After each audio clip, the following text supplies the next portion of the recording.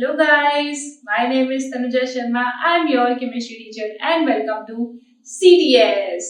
आज का हमारा लेक्चर होने वाला है बहुत interesting topic which is equivalent concept. बेटा जी equivalent concept आज हम पढ़ने वाले हैं और equivalent concept में बेटा जी इसके साथ हम करेंगे ग्राम इक्विवेलेंट. ओके तो आज हम ये दो कॉन्सेप्ट पूरे करने वाले हैं. These concepts are very much required in your 11th class. ठीक है, 11th क्लास में तो जरूरत है ही, कॉम्पिटिटिव एग्जाम्स में एज वेल सीबीएसई में बेटा जी. बट थोड़ी गलत बात ये है कि ये टॉपिक सीबीएसई की बुक में गिवन नहीं है, यानी कि एनसीईआरटी में गिवन नहीं है. ओके तो आप क्या कर सकते हो, देखो लेकिन आपको सीखना जरूर है ये टॉपिक, बिकॉज अभी मैं बताती हूँ इस टॉपिक के एडवांटेजेस क्या है और आपको ये टॉपिक क्यों सीखना चाहिए. ठीक है, एंड वन मोर थिंग, ये वाला जो चैप्टर है बेटा जी ये आपके क्लास 12th के लिए भी बेहद इंपॉर्टेंट चैप्टर है. इलेक्ट्रोकेमिस्ट्री. इलेक्ट्रोकेमिस्ट्री जब आप पढ़ेंगे क्लास 12th में 3rd चैप्टर, तो वहां पर भी आपको फैराडेज लॉ पढ़ने के लिए इक्विवेलेंट कॉन्सेप्ट आना चाहिए. ओके सो इक्विवेलेंट कॉन्सेप्ट है डिफरेंट एडवांटेजेस, जिसमें सबसे पहला एडवांटेज ये है कि अगर आपको इक्विवेलेंट कॉन्सेप्ट समझ में आता है बेटा जी, तो आपका आप जो मोल कॉन्सेप्ट करते थे ना, उसकी जगह पर आप इक्विवेलेंट कॉन्सेप्ट को यूज करके क्वेश्चंस को कम टाइम में कर सकते हो. ठीक है, और इसका बेनिफिट ये है कि जब आप इसमें इक्विवेलेंट कॉन्सेप्ट से क्वेश्चंस करते हो तो आपको इक्वेशन को बैलेंस नहीं करना पड़ता, जबकि आपको वहां क्या था, मोल कॉन्सेप्ट के अंदर क्या था, पहली प्रायोरिटी थी कि आपको इक्वेशन को बैलेंस करना पड़ेगा. ओके जब हम क्वेश्चंस करेंगे तो और मैं इसकी अच्छी अच्छी बातें बताऊंगी कि क्यों आपको इक्विवेलेंट कॉन्सेप्ट सीखना चाहिए और इसकी प्रैक्टिस भी करनी चाहिए बेटा जी. बिकॉज अगर ना आपके पास टाइम कम है, ठीक है, और आपको मोल कॉन्सेप्ट और इक्विवेलेंट कॉन्सेप्ट, मान लीजिए आपके क्वेश्चन को 2 मिनट लगते हैं, तो जहां मोल से 2 लगते हैं वहां से इक्विवेलेंट कॉन्सेप्ट से जस्ट हाफ लगेगा. ओके बिल्कुल आधा टाइम. तो सीखना जरूरी है. And one more thing, if you haven't subscribed our channel then please subscribe to our channel. And ठीक है शुरू करें. देखो बेटा एडवांटेजेस मैंने बता दी इक्विवेलेंट कॉन्सेप्ट के. अब ये जो इक्विवेलेंट कॉन्सेप्ट है इसमें सबसे पहले हम समझते हैं what is equivalent weight. Equivalent weight क्या होता है, कैसे निकालते हैं, और यहाँ पर बेटा जी हम आज एन फैक्टर के बारे में भी बहुत सारी चीजें सीखेंगे. ओके देखिए इक्विवेलेंट कॉन्सेप्ट, इक्विवेलेंट वेट क्या होता है. जैसे आपने सबके बारे में पढ़ा था, याद करिए, आपने एटॉमिक मासेस के बारे में पढ़ा था, मॉलिक्यूलर मास के बारे में पढ़ा था, मोलर मास के बारे में पढ़ा था. अब यहाँ पर एक नई टर्म आई है which is equivalent weight. Formula mass के बारे में भी पढ़ा था. देखना समझ. देखो बेटा मान लो जैसे हाइड्रोजन की अगर मैं बात करूं तो हाइड्रोजन का 1.008 इतना वेट मानते हैं ग्राम्स में. क्लोरीन का मानते हैं 35.5 ग्राम. ये स्टैंडर्ड मान रखा है हमने कुछ. ऑक्सीजन का होता है 8 ग्राम, Ag का होता है 108 ग्राम. ठीक है, तो इक्विवेलेंट वेट का फॉर्मूला मैं डायरेक्टली बताऊंगी, पहले इसका मतलब समझिए, क्योंकि बच्चों को फॉर्मूले से सब कुछ आता है, निकाल लेते हैं, लेकिन अगर आप इसका मतलब समझ लो ना बेटा जी, इक्विवेलेंट वेट का मतलब क्या है एक्चुअली, तो आप फॉर्मूले से भी जल्दी यहां पर कर सकते हो अपना थोड़ा सा लॉजिकल मैथ यूज करके. देखना मान लीजिए मैंने लिखा NaCl, नमक लिखा. ठीक है, तो बेटा जी इसका जो वेट होता है आपको पता है 35.5 है. अब बेटा जी ये जो मैंने माने हैं ना चारों, हाइड्रोजन हुआ, क्लोरीन हुआ, ऑक्सीजन हुआ एंड सिल्वर हुआ, ये जो मैंने मान लिए, ये मैंने मान लिए स्टैंडर्ड्स कि ये मेरे स्टैंडर्ड. अब इक्विवेलेंट वेट का मतलब ये होता है कि 1.008 ग्राम हाइड्रोजन जितने से भी कंबाइन होता है वो उसका इक्विवेलेंट वेट है, या फिर इतना वेट क्लोरीन जितने से भी कंबाइन हो वो उस एलिमेंट का इक्विवेलेंट वेट है. इनका तो हमने स्टैंडर्ड मान लिया बेटा जी कि इनका तो हमें पता है, और बाकियों का हम क्या कर रहे हैं, निकाल रहे हैं. ठीक है, तो समझिएगा.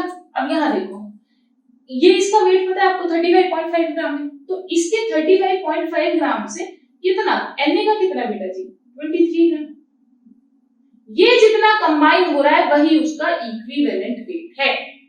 सोडियम का 23 ग्राम 35.5 ग्राम के साथ में क्या होता है, कंबाइन होता है, तो ये इसका क्या हो गया, इक्विवेलेंट वेट हो गया।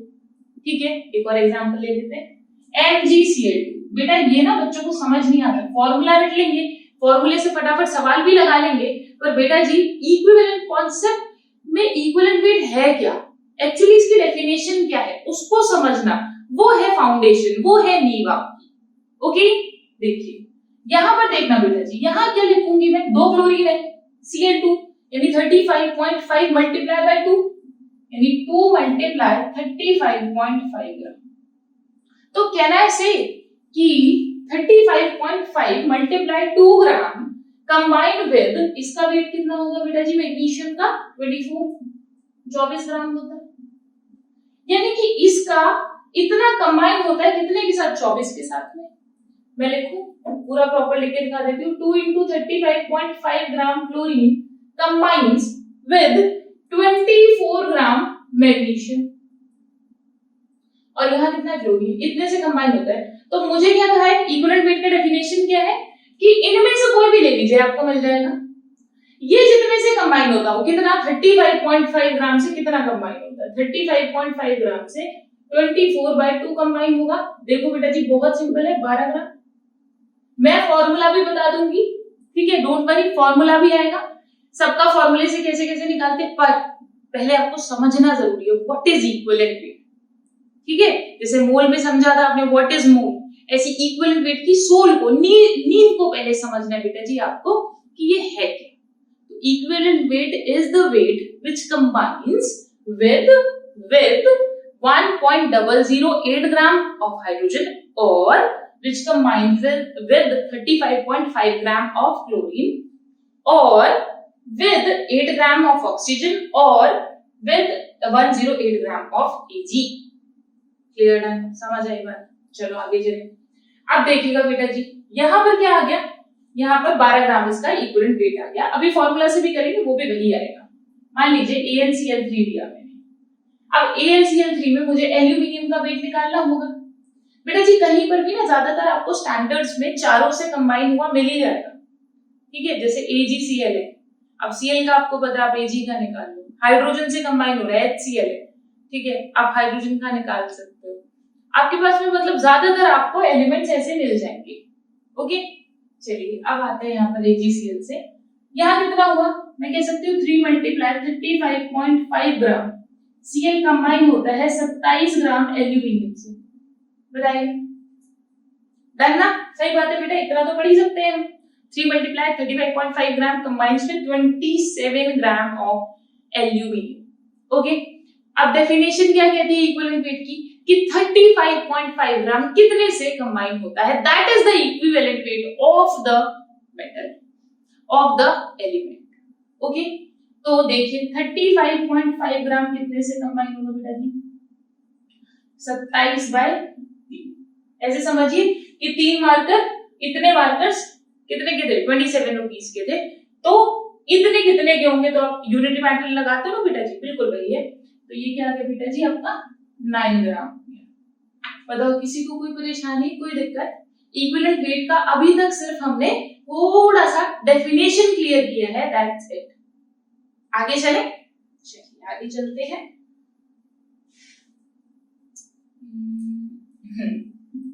अब देखिएगा बेटा जी जो इक्विवेलेंट वेट हम निकालेंगे ना वो अलग अलग, जैसे फॉर्मूलाज जब हम करेंगे तो एटम्स का अलग है, आयंस का अलग है, कंपाउंड्स का अलग फॉर्मूला है, रिडॉक्स रिएक्शंस में अलग अलग है, तो हम वन बाय वन सभी को डिस्कस कर लेते हैं। और यहाँ पर बेहद इंपॉर्टेंट चीज आएगी एन फैक्टर। एन फैक्टर मतलब आप समझ के चलिए, अभी आपका 11th में भी यूज होता है, 12th में भी यूज होता है, कॉम्पिटिटिव में तो पीछा ही नहीं छोड़ेगा, ठीक है। तो एन फैक्टर आपको तो अच्छे से सीख लेना है। ओके चलिए, ठीक है, इक्विवेलेंट वेट सबसे पहला निकालते हैं हम एटम्स के लिए। जब बेटा जी एटम्स के लिए इक्विवेलेंट वेट की बात करते हैं तो बहुत सिंपल सा फॉर्मूला है उसका, एटॉमिक वेट, ठीक है, एटॉमिक वेट डिवाइडेड बाय उसका वैलेंसी, ठीक है। ओके देखो बेटा जी एटॉमिक वेट, मान लीजिए सोडियम का मुझे निकालना है, तो आपको पता है कि सोडियम का जो एटॉमिक वेट होता है, इक्विवेलेंट वेट मुझे निकालना है, एटॉमिक वेट इसका 23 होता है और इसकी वैलेंसी भी कितनी होती है, 1 होती है, 1 होती है ना भाई, ठीक है। तो कितना हो गया 23 ग्राम ही इसका इक्विवेलेंट वेट हो गया। मान लीजिए मुझे mg का निकालना है, आपको पता है मैग्नीशियम 2 ही वैलेंसी बनाता है, 2 से ज्यादा तो वैलेंसी हो ही नहीं सकती है। तो इक्विवेलेंट वेट बराबर कितना हो गया, मैग्नीशियम का वेट कितना होता है बेटा जी, मॉलिक्यूलर मास कितना होता है 24 डिवाइडेड बाय 2 वैलेंसी होगी 12 ग्राम। क्लियर हो रही है क्या बात, समझ में आ रही है। मान लो एल्यूमिनियम है, ठीक है, एल्यूमिनियम का इक्विवेलेंट वेट कितना होगा 27 डिवाइडेड बाय वैलेंसी कितनी होती है एल्यूमिनियम की, 3 होती है, 3 से ऊपर कभी नहीं होती, 3 से नीचे कभी नहीं होती, 9 ग्राम, 9 ग्राम ये आ गया। अब मुझे एक बात बताना, बिल्कुल यही सेम चीज, बिल्कुल यही तो किया था हमने, बिल्कुल यही सेम इक्विवेलेंट वेट आए थे जब हमने डेफिनेशन के थ्रू किया। ओके, तो आपको क्या है, आप डेफिनेशन का मतलब अगर समझ जाते हो तो आप बड़े बड़े कंपाउंड्स में ना आप बड़े इजीली इक्विवेलेंट वेट को निकाल सकते हो। तो डेफिनेशन का मतलब भी वही था, और ऐसे चाहे आप ऐसे कर लीजिए, आपकी आपकी मर्जी है, प्योरली योर विश, ठीक है, कि आप जिस मर्जी से करो। ओके, सेकंड आते हैं बेटा जी, ये हो गया। अब मान लो आपको दे दे आयंस के लिए, ठीक है, तो बेटा जी आयंस के लिए जब देखा तो इक्विवेलेंट वेट का फॉर्मूला होता है, फॉर्मूला वेट ऑफ आयन, आपको पता है आयन का मॉलिक्यूलर मास नहीं लेंगे, मोलर मास नहीं लेंगे, आयन का फॉर्मूला मास लेते हैं कंसंट्रेशन टर्म्स में। मैंने ऑलरेडी आपको ये बात पढ़ाई थी जब आपको फॉर्मेलिटी पढ़ाया था, अच्छे से क्लियर किया था बेटा जी फॉर्मेलिटी पढ़ाते वक्त, कि फॉर्मेलिटी का इन्वेंशन क्यों हुआ था, फॉर्मेलिटी हमने क्यों कंसंट्रेशन टर्म्स में यूज की थी रादर देन, मतलब हमें जरूरत ही क्यों पड़ी फॉर्मूला मास की, फॉर्मेलिटी की, ठीक है। चलिए आगे आते हैं, तो इक्विवेलेंट वेट बराबर क्या होगा, formula weight of ions divided by क्या रख देंगे नीचे, charge on that ion, charge on that ion, या तो चार्ज समझ लीजिए बेटा जी, ठीक है, या आप उसकी वैलेंसी कह सकते हो, ठीक है, बहुत सिंपल है। मान लो मेरे पास है SO4 2 है, सल्फेट आयन है। अब अगर आप इसका मास निकालेंगे तो H2SO4 का मास होता है 98, 2 आपने घटा दिया तो 96, यानी कि इन तीनों का सम करेंगे तो भाई इसका कितना होता है 32, इसका कितना होगा 16 into 4, ये करेंगे आप तो टोटल मिला के जो आपका वेट आ जाएगा वो आ जाएगा 96, ठीक है, इक्विवेलेंट वेट, ये फॉर्मूला वेट। चार्ज कितना होगा बच्चा, चार्ज बताओ जल्दी जल्दी बताओ, चार्ज कितना दिख रहा है इसके माथे पर चार्ज क्या नजर आ रहा है, जल्दी बोलो, -2, तो माइनस को हटा देंगे, 2 को लगा देंगे, ठीक है, माइनस से मतलब नहीं, कितना आ गया बेटा जी 48। अब क्लियर, डन, चलो। अब ऐसे ही होता है बेटा जी कार्बोनेट आयन का, इक्विवेलेंट वेट बराबर क्या हो गया, इक्विवेलेंट वेट बराबर हो गया कार्बन, कार्बन का कितना 12, ऑक्सीजन का कितना, ऑक्सीजन का 16 16 16 नहीं करते 48 या 48, तो 8 2 60 60 by 2 कितना आ गया जी 30, 60 का 30, ठीक है, ये आगे क्या है इसका इक्विवेलेंट वेट आ गया। अच्छा बेटा अगर मान लो मैं ये भी दे देती आपको सोडियम प्लस आयन, तो भी तो आप निकाल सकते थे, क्या होता है इक्विवेलेंट वेट बताओ, 23/1, क्योंकि इसके ऊपर चार्ज कितना है 1 है, तो कितना आ जाता आंसर 23 ग्राम, ग्राम ग्राम।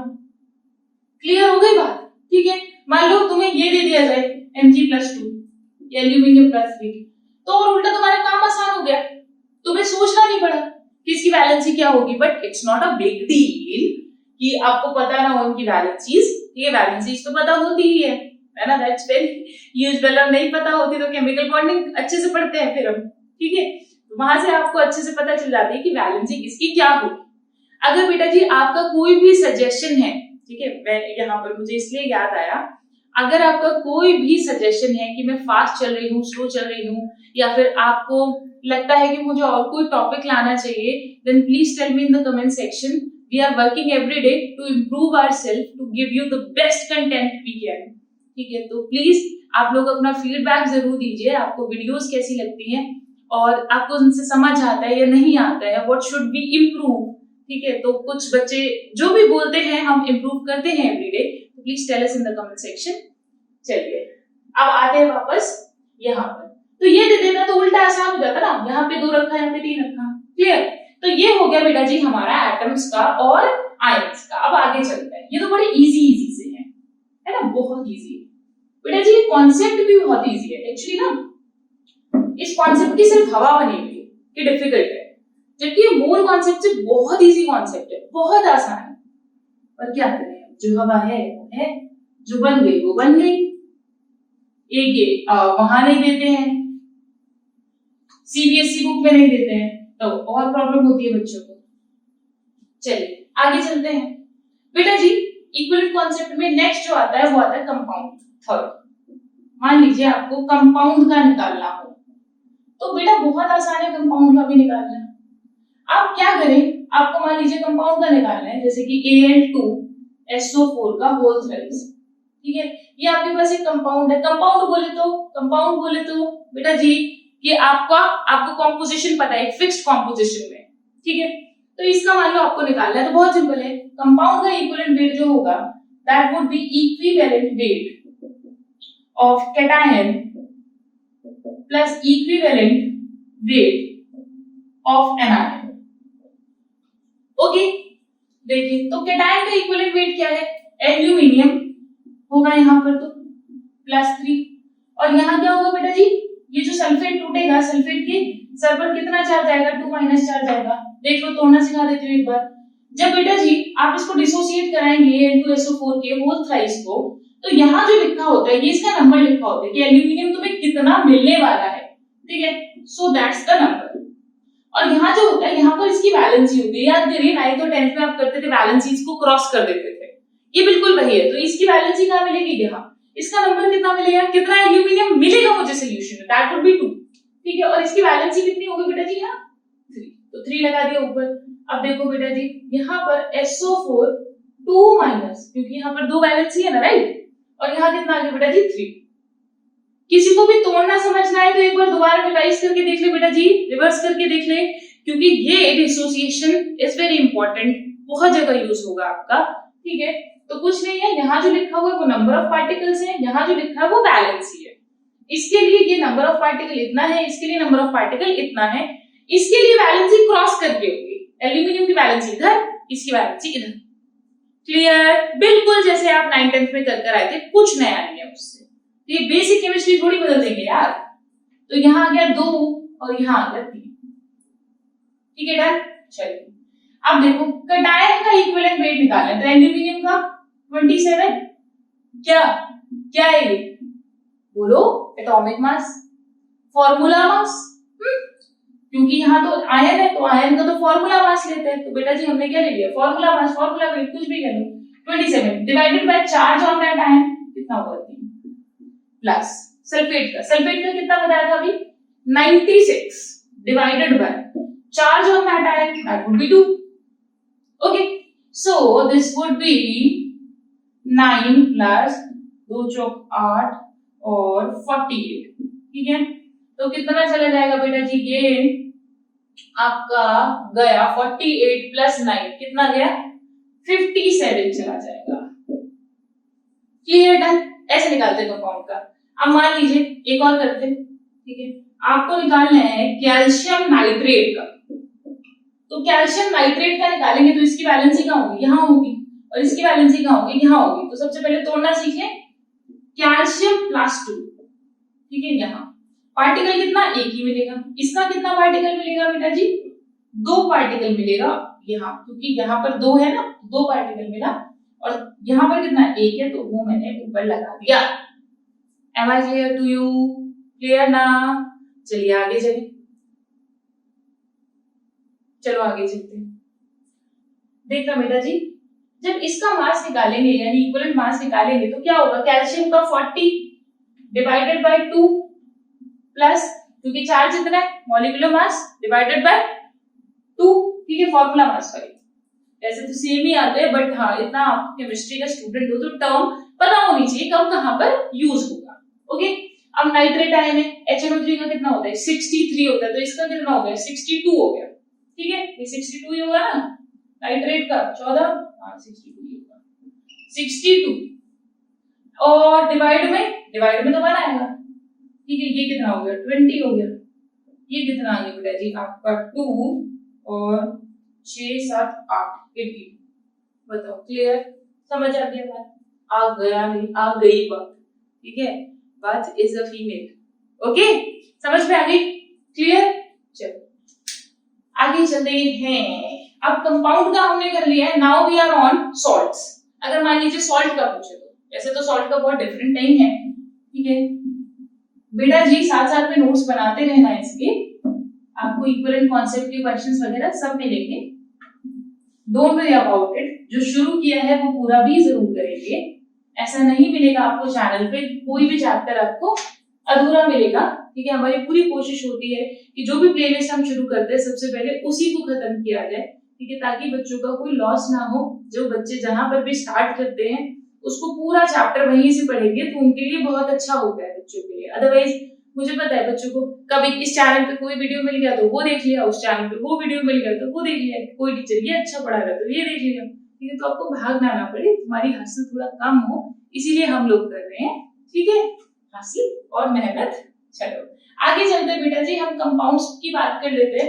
और कंपाउंड से पहले चलो पहले कंपाउंड्स की करते हैं। कंपाउंड की तो कर ली, हमें तो सॉल्ट की करनी थी, ठीक है।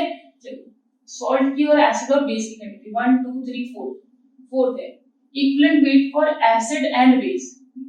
बेटा जी मान लीजिए आपको एसिड और बेस का इक्विवेलेंट वेट निकालना हो तब आप कैसे करेंगे? यहाँ पर फॉर्मूला थोड़ा सा डिफरेंट है, ठीक है, थोड़ा सा, बहुत ज्यादा डिफरेंस नहीं है, बहुत थोड़ा सा डिफरेंट है।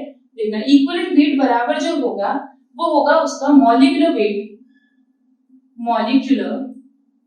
Wait divided bye molecular weight से डिवाइड करेंगे किसको? नंबर ऑफ रिप्लेसेबल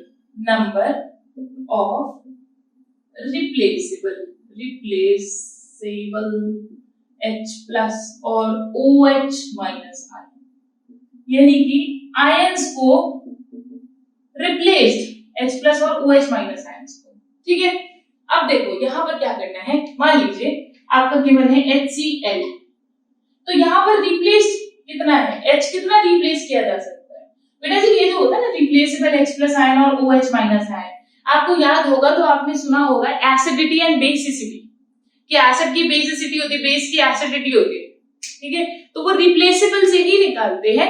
अब यहाँ पर देखिए HCl है, तो ये जो H हुआ यहाँ पर एक ही तो H है जिसको रिप्लेस किया जा सकता है, तो इसका रिप्लेसेबल आयन कितना हो गया बेटा जी 1 हो गया। यानी कि जब आप मॉलिक्यूलर वेट निकालेंगे इसका तो that would be equivalent weight निकालेंगे, सॉरी, तो दैट वुड बी 35.5 प्लस 1 यानी 36.5 डिवाइडेड बाय कितना बचा 1, तो कितना आ गया equivalent weight 36.5 gram. I hope समझ में आ गया, ठीक है। चलो अब देखना बेटा जी, नेक्स्ट मान लो तुम्हारे पास में है H2SO4। अब यहाँ रिप्लेसेबल H कितने हैं? 2 H है ना, तो यहाँ हो गया 2, ठीक है। तो इक्विवेलेंट वेट कितना होता है इसका इक्विवेलेंट वेट होगा बेटा जी 96 प्लस 2 98। आप बेटा जी पूरा कर लो, मुझे याद है इसलिए मैं डायरेक्टली लिख देती हूँ, अदरवाइज आप इन सबको कैलकुलेट करो। इसका 2 हो गया, ठीक है, इसको 8 मल्टीप्लाई 4 करोगे, इसको यहाँ पर 16 करोगे, सॉरी 32 करोगे, तब ऐड करके आपका टोटल 98 आ जाएगा डिवाइडेड बाय 2, कितना आ गया 2 चौक 8 और 49 आ गया, क्लियर है। चलो अब ऐसे ही देखना बेटा जी, ये हो गया CH3COOH, इसका कितना होगा? एक H नजर आ रहा है बेटा जी रिप्लेसेबल, इसके मत गिनने बैठ जाना, इसके गिनोगे तो मामला सब खराब हो जाएगा, इसके मत गिनना। क्यों नहीं गिनेंगे? क्योंकि ये कार्बन से अटैच्ड है, ये एसिडिक बिल्कुल नहीं है, एसिडिक सिर्फ ये है। देख लो स्ट्रक्चर से बता देती हूँ बेटा जी, देखना ध्यान से देखो बेटा जी, C डबल बॉन्ड OH, वही H सिर्फ डिस्प्लेसेबल होता है, वही H को छुड़ाया जा सकता है जो क्या हो पोलर। या फिर एक बहुत सिंपल सी बहुत लॉजिक वाली आपको छोटी सी बात बता देती हूँ, जो फोन से जुड़ा हो मानी फ्लोरीन से ऑक्सीजन से नाइट्रोजन से, ठीक है, जो इनसे जुड़ा होगा बॉन्ड अपने आप पोलर हो जाएगा और वहां से आप आराम से निकाल सकते हो। बेटा जी कार्बन और हाइड्रोजन की बहुत गहरी दोस्ती है, बहुत मतलब जन्म जन्मांतर की दोस्ती है, पूरा ऑर्गेनिक इसी पे बसा हुआ है। इलेक्ट्रोनेगेटिविटी 2.5 2.1, डिफरेंस ही बहुत कम है, लड़ाई झगड़े है ही नहीं, समझ लो बेटा जी। तो बड़ा बड़ा ना नॉन पोलर, मतलब ऐसे समझो बिल्कुल ऐसा बॉन्ड है ना जिसको तोड़ने में बहुत ज्यादा एनर्जी लगेगी, ठीक है। नॉन पोलर नहीं बोलेंगे, थोड़ी तो है, ठीक है, क्लियर। तो बहुत ज्यादा हाई एनर्जी लगेगी, इसीलिए ये वाला जो H है ये डिस्प्लेसेबल नहीं होता, ये वाला ही H डिस्प्लेसेबल होता है, क्लियर। क्योंकि ये किससे जुड़ा है, फोन से जुड़ा है। फोन में क्या होती है, लड़ाइयां होती है ना, राइट, जा सकता है ये छोड़कर, ठीक है। आजकल तो फोन पे ही होते हैं, कुछ नहीं। I was talking about chats, ठीक है, आजकल तो फोन पे ही होती है सारी चैट वैट। चलो, आई होप तुम लोग पढ़ाई करते हो फोन पर। देखो बेटा जी, इक्विवेलेंट वेट, इक्विवेलेंट वेट क्या होगा, यहाँ पर CH3COOH है, तो CH3COOH में इसका आप टोटल निकालोगे और यहाँ पर 1 से आप डिवाइड कर दोगे, okay, then done done done done done. अब मैं आगे कैलकुलेट नहीं कर रही हूँ इक्विवेलेंट वेट, आप खुद निकालिएगा, मैं सिर्फ आपको ये वाले फैक्टर्स बता दूं, डिस्प्लेसेबल H प्लस आयन और OH माइनस आयन, इसी को क्या बोलते हैं, एसिडिटी और बेसिसिटी। अच्छा, अब देखिए बेटा जी, H3PO2 H3PO3 H3PO4, देखो बेटा, अब यहाँ पर ना आप क्या देख लो, यहाँ पर तीनों में तीन तीन H है, तो बच्चों का जो दिमाग जाता है वो फटाफट से क्या जाता है कि यार यहाँ तीन तीन, पर गलत हो जाएगा। मैंने ज्यादातर वही चीजें यूज की हैं, ठीक है, वही कॉन्सेप्ट्स और आई कैन से वही सारी चीजें एग्जांपल्स में यूज कर रही हूँ जो आपके क्वेश्चन में बेटा जी सबसे ज्यादा आएंगी, ठीक है, उन्हीं को बार बार यूज किया जा रहा है। देखिएगा अब यहाँ पर जो ये H3PO2 है, इसका स्ट्रक्चर कैसा बनता है, वो मैं आपको इनऑर्गेनिक में ट्रिक सिखा दूंगी कि भाई कैसे बनाते हैं, ठीक है। H3PO2 है ना, 2 H आएंगे, H3PO2 2 H, ठीक है, ठीक है बेटा जी। ये क्या हो गया, अब यहाँ पर देखो ये H3PO2 का स्ट्रक्चर है। अब H3PO2 ऐसा दिखता है, ऐसा नहीं जैसा तुमने सपनों में देख लिया कि हाँ उसको कैसे भी बना दो, वो नहीं है, ओके। चलो तो बेटा जी देखो, अब देखो 1 2, सॉरी 1, यही तो है डिस्प्लेसेबल, ये तो डिस्प्लेसेबल नहीं होगा बेटा जी, ये pH बॉन्ड स्ट्रांग होता है, ये वाला डिस्प्लेसेबल नहीं होगा। कौन है, फोन, देखो फोन, मैंने कहा था फोन पे ही होते हैं आजकल तो झगड़े लड़ाइयां, है ना, ब्रेकअप्स, सब कुछ फोन पर ही हो रहा है, देखो। अब यहाँ देखना बेटा जी, यहां से ये क्या होगा, डिस्कनेक्ट होगा, तो यहां पर मैंने क्या लिख दिया 1, क्योंकि एक ही है ना डिस्प्लेसेबल, ठीक है। अच्छा आप देखो P double bond O, OH OH और H, ये हो गया बेटा जी H3PO3 का। देखो कितने डिस्प्लेसेबल है, 2 ही है, ये वाले को अगर डिस्प्लेसेबल काउंट करना गलत कर दोगे, कितना हो गया बेटा जी, 2 हो गया। अगले वाला जो होगा H3PO4 बेटा जी, उसमें आ जाएंगे 3 OH, ये स्ट्रक्चर हो गया, तो इसका 3 हो गया बेटा। बहुत ध्यान से ये लिख लेना, मतलब जिनको कंपटीशन देना है बिल्कुल उनके तो मन में ये चीजें होनी चाहिए, बिकॉज यहाँ से ना इनऑर्गेनिक का इतना बढ़िया सवाल बनता है आपका, इतना बढ़िया क्वेश्चन बनता है इनऑर्गेनिक का, और बच्चे सोचते हैं कि यार ये क्वेश्चन कहाँ से पूछ लिया, ना तो ये एनसीईआरटी में गिवन था, पास्ट ईयर में आप देखोगे तो आपको क्वेश्चंस मिल जाएंगे, और पास्ट ईयर में जब कर रहा होता है ना बच्चा, तो वो ये सोचता है कि यार ये रटना पड़ेगा क्या, कितना सारा रटना पड़ेगा, रटना नहीं पड़ेगा, क्वेश्चन यहाँ से आता है। इनऑर्गेनिक का क्वेश्चन है which of the following salts can be prepared, कौन सा सॉल्ट बन सकता है कौन सा नहीं, और उसका रिलेशन यहाँ से है। रेडॉक्स रिएक्शंस जब आप पढ़ोगे तो 1 2 3, मतलब आप ये से समझिए कि ये तो आपको बिल्कुल इतने सारे क्वेश्चंस आपको पास्ट ईयर में मिल जाएंगे इनसे रिलेटेड, जब हम करेंगे तो बात करेंगे इसकी, अभी हम आगे चलते हैं, ठीक है।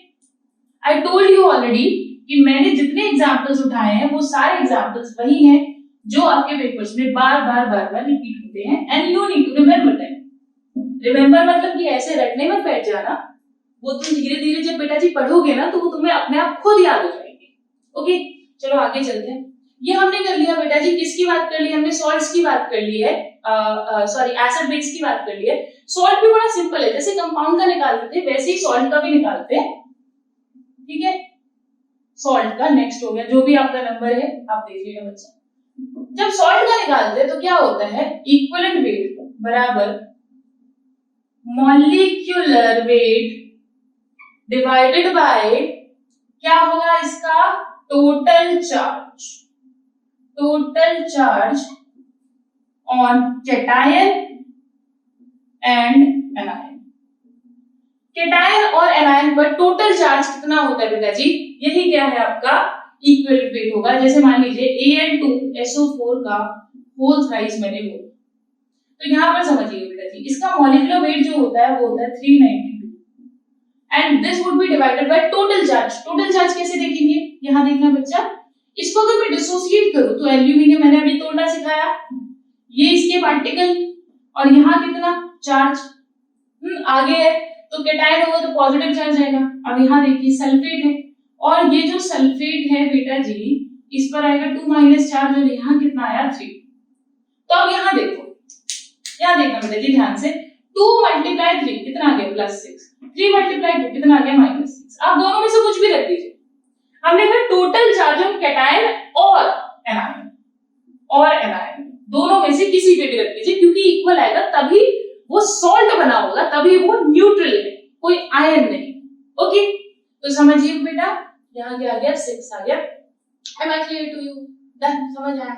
जैसे मान लीजिए मैंने CuSO4 बोला है, तो CSO4 पर अब देखो बेटा जी इक्विवेलेंट वेट निकालेंगे तो क्या होगा, आप इसका ऐड कर दीजिए और डिवाइड कर दीजिए किससे? चार्ज बताइए यहाँ पर कितना आएगा, इस पर +2 इस पर -2, यानी कि डन। क्लियर बेटा जी, मॉलिक्यूलर वेट डिवाइडेड बाय 2। आगे बढ़, चलो बहुत बढ़िया। अब बेटा जी हम अपने लास्टली एक टॉपिक पर बढ़ रहे हैं जिसको हम बोलते हैं रिडॉक्स रिएक्शंस का इक्विवेलेंट वेट निकालना। सबसे ज्यादा चैलेंजिंग जो होता है बच्चों के लिए वो यही होता है, रिडॉक्स रिएक्शंस का। देखते हैं बेटा जी रिडॉक्स रिएक्शंस। रिडॉक्स रिएक्शंस बेटा, रिडॉक्स का मतलब होता है रिडक्शन प्लस ऑक्सीडेशन। थोड़ा बहुत आप 9th-10th में पढ़कर आए हो, 11th वाले बच्चों ने 11th में पढ़ा हुआ है, ठीक है। अब देखना बच्चा, रिडॉक्स रिडक्शन प्लस ऑक्सीडेशन, यानी कि जहां पर रिडक्शन हो या ऑक्सीडेशन एक साथ हो रहे हो उसको क्या बोलते हैं बेटा जी? हम रिडॉक्स रिएक्शंस बोलते हैं। ऐसा भी कई बार होगा कि सिर्फ रिडक्शन वाली रिएक्शन आपको, देखो बेटा जी जब रिडॉक्स रिएक्शन होगी तो आपको रिडक्शन ऑक्सीडेशन दोनों गिवन होंगे, बट इक्विवेलेंट वेट क्या होगा समझिएगा। मान लीजिए Fe+2 है, वो Fe+2 से Fe+3 में चला गया, तो चेंज कितने का आया? जो चेंज आया ऊपर उसको ही बोलते हैं हम एन फैक्टर। और एन फैक्टर एक आयन में कितने का है बेटा जी? एक का चेंज आ रहा है, तो एन फैक्टर कितना हो गया बच्चा? 1 हो गया। पहले एन फैक्टर समझिए, ठीक है। अब देखो HNO3, फिर इक्विवेलेंट वेट बताऊंगी आपको। इक्विवेलेंट वेट बहुत आसान है, पहले एन फैक्टर समझिए बेटा जी। यहाँ पर अगर मैं ऑक्सीडेशन निकालूं तो इसका -5 होगा। जिन बच्चों को, जो बच्चे 11th क्लास में अभी अभी आए हैं उनको ये वाला पोर्शन बेटा जी थोड़ा नहीं समझ में आ सकता, बिकॉज अभी हमने ऑक्सीडेशन नंबर के बारे में उतना नहीं पढ़ा है। तो 11th वाले बच्चे बेटा जी रिडॉक्स रिएक्शंस को थोड़ी कोशिश करें समझने की, और मैं जल्दी से जो बैलेंसिंग है और जो रिडॉक्स रिएक्शन है वो अपलोड करा दूंगी ताकि आपको जल्दी से सारी चीजें समझ में आ सके। But now bear with me, okay. चलिए यहाँ पर हो गया -5, यहाँ हो गया 0। अब यहाँ देखिएगा बेटा जी एक में कितने का चेंज आ रहा है? यहाँ देखो, यहाँ एक नाइट्रोजन है, इसमें कितने का चेंज आ रहा है? 5 का। 5 का ही तो आ रहा है, तो एन फैक्टर कितना हो गया? 5 हो गया। क्लियर, डन, ठीक है। मान लो मैंने लिख दिया CH4 + O2 CO2, ठीक है। मैंने यहाँ CO2 लिख दिया। अब यहाँ देखिएगा, यहाँ पर अगर आप इसका ऑक्सीडेशन नंबर निकालेंगे दैट वुड बी -4 और यहाँ पर निकालेंगे तो +4। तो एन फैक्टर मतलब क्या होता है? एन फैक्टर मतलब होता है चेंज। तो -4 से +4 जा रहे हैं, कितने का चेंज है? 8 का चेंज आया कि नहीं आया यार? -4, 0 से -4, 0 से +4, इधर 4 का इधर 4 का, टोटल कितने का? 8 का चेंज आया, राइट? गुड, वेरी गुड, समझ आई ना कितनी बार? चलिए मान लीजिए मैंने लिखा है H+ plus 1 electron gives you H, तो एन फैक्टर कितना होगा? जल्दी बताओ कितने का चेंज आ रहा है? 1 का चेंज आ रहा है, तो एन फैक्टर 1 हो गया। मान लीजिए मैं लिख देती 2H+ plus electron and gives you H2, 2 electrons, ठीक है। कितने का चेंज आ रहा है बेटा जी? 2 का चेंज आ रहा है, ठीक है। 2 का चेंज आ रहा है तो एन फैक्टर 2 हो जाता है। क्लियर? चलो इस वाली रिएक्शंस को थोड़ा चेंज करके ये वाला लेते हैं। Cl माइनस से आपका गया Cl प्लस एक इलेक्ट्रॉन, तो एन फैक्टर कितना आएगा? -1 से 0 जा रहा है, तो एन फैक्टर बराबर कितना आ गया बेटा जी? 1। क्लियर बच्चा? इतनी बात समझ में आ गई? आप देखिएगा रेडॉक्स का एन फैक्टर हमने निकालना सीख लिया। जो इक्विवेलेंट वेट होता है that is nothing but the molecular weight divided by, जो मॉलिक्यूलर वेट लिया हमने उसका divided by n factor. Clear?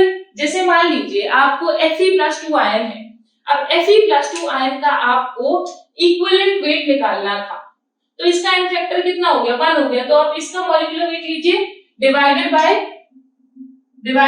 1। यहाँ पर मॉलिक्यूलर वेट डिवाइडेड बाय 5, जिसका भी निकालना था, मान लीजिए इसका निकालना है तो 5, ठीक है। यहाँ पर इसका निकालना था CH4 का, तो molecular weight divided bye 8, molecular weight divided bye 1, molecular weight divided bye 1। Am I clear to you? इतनी बात समझ में आ गई क्या? अच्छा बेटा एक और चीज समझना, 2Cl माइनस मान लो है और यहाँ बन गया Cl2 और यहाँ हो गया 2 इलेक्ट्रॉन, तो मुझे एन फैक्टर बता सकते हो कितना होगा? एन फैक्टर ऊपर वाले से कॉपी मत मारना, कॉपी मत करना, ये मत बोलना एन फैक्टर 1 होगा बेटा जी। यहाँ पर 2 का चेंज आ रहा है, देखो -2 से यहाँ पर 2 मल्टीप्लाई दिस बैलेंस्ड इक्वेशन 0, तो इतने से इतना जा रहा है बेटा जी, -2 से 0 जा रहा है, कितने का चेंज हुआ? 2 का चेंज हुआ, तो एन फैक्टर बराबर कितना आ गया बेटा जी? 2 आ गया। यानी यहाँ से एक बात और क्लियर है, यहाँ से एक बात और क्लियर है बच्चा, वो ये कि जो एन फैक्टर होता है वो बदलता रहता है, वो चेंज होता रहता है अकॉर्डिंग टू इक्वेशन, आप उसको रट नहीं सकते हो, ठीक है। तो एन फैक्टर कोई भी बच्चा रटेगा नहीं, इक्विवेलेंट वेट कोई भी रटेगा नहीं। आपको क्या करना है, सिर्फ तरीका थोड़ा सा आपको तरीका याद रखना है। जब आप नॉर्मेलिटी के क्वेश्चंस करोगे, इक्विवेलेंट वेट के क्वेश्चंस करोगे, तो डोंट वरी बेटा जी कि अपने आप प्रैक्टिस हो जाएगा। ओके, अब इससे अगले वाला जो लेक्चर होगा बेटा जी, उसमें हम लॉ ऑफ इक्विवेलेंस डिस्कस करेंगे। उसमें यहाँ जो हमने सीखा है उसका क्या यूज होता है, यानी कि ग्राम इक्विवेलेंट कैसे कैसे निकालते हैं, ठीक है। तो उसको हम कंप्लीटली अगले लेक्चर में देखेंगे, उससे कुछ रिलेटेड न्यूमेरिकल्स करेंगे। तो मैं आपसे मिलूंगी अगले लेक्चर में। If you have any feedback तो then tell us in the comment section. I will meet you in the next video.